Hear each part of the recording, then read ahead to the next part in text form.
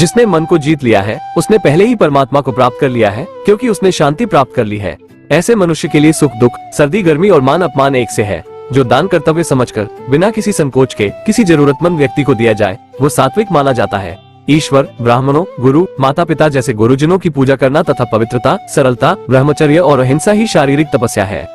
हे अर्जुन, परमेश्वर प्रत्येक जीव के हृदय में स्थित है। हे अर्जुन, जो बहुत खाता है या कम खाता है, जो ज्यादा सोता है या कम सोता है, वो कभी भी योगी नहीं बन सकता। जो मुझे सब जगह देखता है और सब कुछ मुझ में देखता है, उसके लिए न तो मैं कभी अदृश्य होता हूँ और न वो मेरे लिए अदृश्य होता है।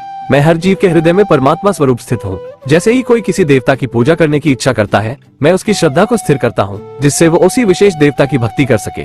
जो महापुरुष मन की सब इच्छाओं को त्याग देता है और अपने आप ही में प्रसन्न रहता है, उसको निश्चल बुद्धि कहते हैं। जो विद्वान होते हैं वो न तो जीवन के लिए और न ही मृत के लिए शोक करते हैं। हे अर्जुन, जो जीवन के मूल्य को जानता हो, इससे उच्च लोक की नहीं अपितु अपरेश प्राप्ति होती है।